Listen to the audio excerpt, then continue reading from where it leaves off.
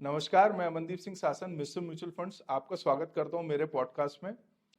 आज का जो टॉपिक रहने वाला है वो ये रहने वाला है कि गोल्ड वर्सेस जो है म्यूचुअल फंड के इन्वेस्टमेंट के बीच के डिफरेंसेस हम डिस्कस करेंगे। पहले हम बात करेंगे गोल्ड के इन्वेस्टमेंट की। तो गोल्ड को एक स्टोर ऑफ वैल्यू माना गया है। स्टोर ऑफ वैल्यू से मतलब कि मैं अगर गोल्ड ले लेता हूं तो मैं मेरा जो कैपिटल है उसका प्रोटेक्शन गारंटीड कर लेता हूं। अगर मैं बात करता हूँ इन्फ्लेशन की, तो इन्फ्लेशन का जो भी रेट हो, अगर डेवलपिंग इकोनॉमी का हो या डेवलप्ड इकोनॉमी का हो, तो उस इकोनॉमी का जो भी इन्फ्लेशन रेट है, फॉर एग्जांपल इंडिया की बात करते हैं तो 5.5% है, तो उसके अगेंस्ट में अगर मैंने गोल्ड ले रखा है तो इन्फ्लेशन को 110% वो एडजस्ट कर लेगा। अब गोल्ड के इन्वेस्टमेंट में सबसे ब्यूटी वाली बात ये भी आती है कि over of a period of a time जो है इसका जो इंपॉर्टेंस है वो बहुत बढ़ता जा रहा है।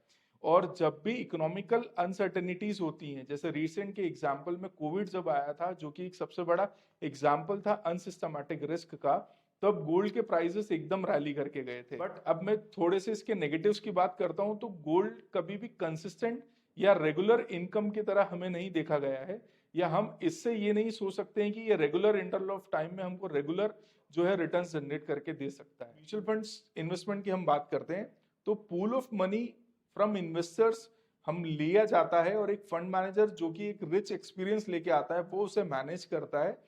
और डाइवर्सिफिकेशन के तहत में अक्रॉस एसेट क्लास, जो कि रियल एस्टेट, इक्विटी, डेट और गोल्ड के बीच में वो डिस्ट्रीब्यूट कर सकता है, और वहां पे उसको मैनेज करके रिटर्न्स बनाता है। अब म्यूचुअल फंड्स की सबसे बड़ा पॉजिटिव ये है कि एक तो डाइवर्सिफिकेशन लेके आता है, दूसरा ये ऑप्टिमम वेल्थ जनरेशन का काम करता है over of a longer period time.